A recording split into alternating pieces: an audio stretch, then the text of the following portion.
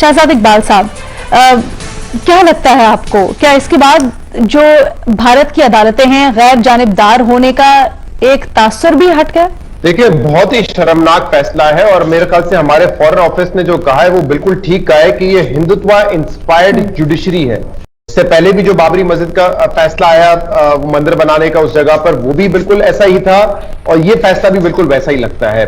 कह रहे हैं कि एविडेंस नहीं है, मतलब इसकी हजारों वीडियोस मौजूद है, सब ने देखी है। और ये जो इंसिडेंट था बाबरी मस्जिद को शहीद करने वाला, इसके बाद पूरे दोस्तों आइए जानते हैं कि बाबरी मस्जिद पे फैसला आने के बाद पाकिस्तान भिखारिस्तान के लोग कैसे रोए, उनके मीडिया के लोगों ने क्या कहा। उनके मीडिया के लोगों ने अपनी सुप्रीम कोर्ट की तरह भारतीय सुप्रीम कोर्ट को भी समझने की कोशिश की। भारतीय सुप्रीम कोर्ट हम लोग जानते हैं कितना ताकतवर है और हमेशा निष्पक्ष न्याय करता है, लेकिन इन पाकिस्तानियों को आज भी चिल्लम चिल्ला मचा रहा है। आइए चलिए देखते हैं वीडियो। शहजाद इकबाल साहब, क्या लगता है आपको, क्या इसके बाद जो भारत की अदालतें हैं गैर जानिबदार होने का एक तासुर भी हट गया? देखिए, बहुत ही शर्मनाक फैसला है और मेरे ख्याल से हमारे फॉरेन ऑफिस ने जो कहा है वो बिल्कुल ठीक कहा है कि ये हिंदुत्व इंस्पायर्ड जुडिशरी है। इससे पहले भी जो बाबरी मस्जिद का फैसला आया मंदिर बनाने का उस जगह पर, वो भी बिल्कुल ऐसा ही था और ये फैसला भी बिल्कुल वैसा ही लगता है। कह रहे हैं कि एविडेंस नहीं है, मतलब इसकी हजारों वीडियोस मौजूद है, सब ने देखी है। और ये जो इंसिडेंट था बाबरी मस्जिद को शहीद करने वाला, इसके बाद पूरे भारत में हमने देखा था कि कम्युनल राइट्स हुए थे जिसमें 3000 लोग मारे गए और कहते हैं कि कोई एविडेंस नहीं है उस इंसिडेंट का जहां से ये सारा फसाद शुरू हुआ था। 3000 से ज्यादा लोग पूरे मुल्क में मारे गए थे इन फसादात के बाद। और आज भी आप देखते हैं कि जो नफरतें हैं वो इस वाकये की वजह से वहां पर है और इसके बाद कहते हैं कि कोई एविडेंस मौजूद नहीं है। मैंने कुछ अरसे पहले इस पर प्रोग्राम किया था और हमने जब आर्काइव देखी तो अटल बिहारी वाजपेयी जो कि वजीर आजम रह चुके हैं इंडिया के, उनका एक दिन पहले का बयान मौजूद है जिसमें वो ये हिंट कर रहे थे कि बाबरी मस्जिद में क्या होने वाला है। एल.के. अडवाणी जो कि डेप्यूटी प्राइम मिनिस्टर रहे और उन्होंने 1990 में भी कोशिश की थी, एक तहरीक चलाई थी इस मस्जिद को शहीद करने के हवाले से।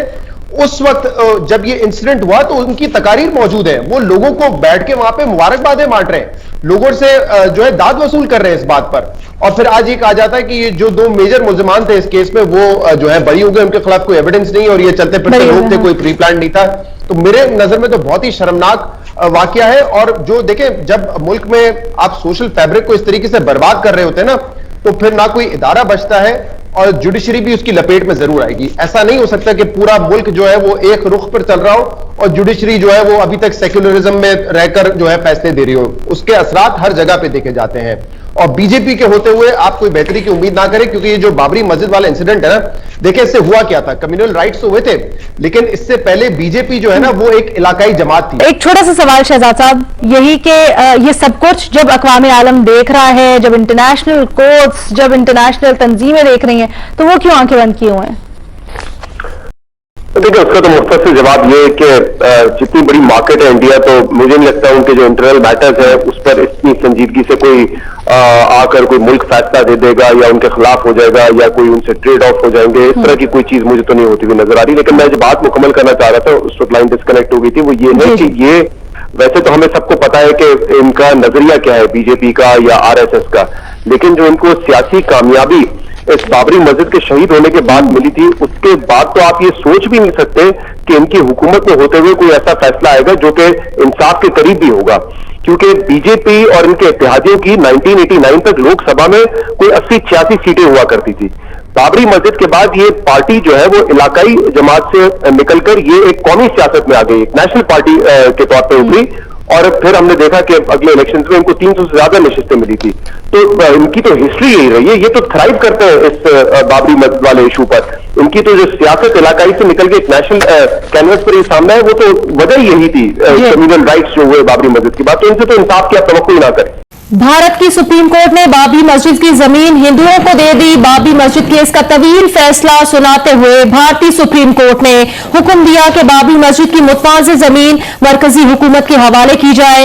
मंदिर की तामीर के लिए 3 माह में ट्रस्ट कायम किया जाए। भारतीय सुप्रीम कोर्ट के 5 जजेस पर मुश्तमिल बेंच ने इस केस का मुत्तफिका फैसला सुना दिया। भारतीय सुप्रीम कोर्ट के चीफ जस्टिस रंजन गोगोई की सरबराही में इस बेंच ने फैसला सुनाया।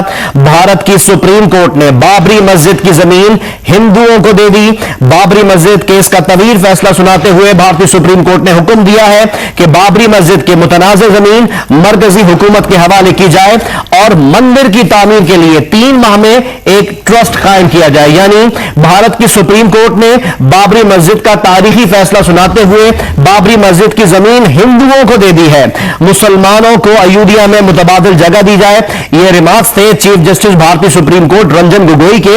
उन्होंने यह भी कहा कि सुन्नी वक्फ बोर्ड को 5 एकड़ मुतबादिल जमीन दी जाए। भारतीय सुप्रीम कोर्ट के जजेस का जो बेंच था उसकी तरफ से रिमार्क्स आए कि बाबरी मस्जिद खाली जमीन पर नहीं बल्कि हिंदू स्ट्रक्चर पर तामीर की गई।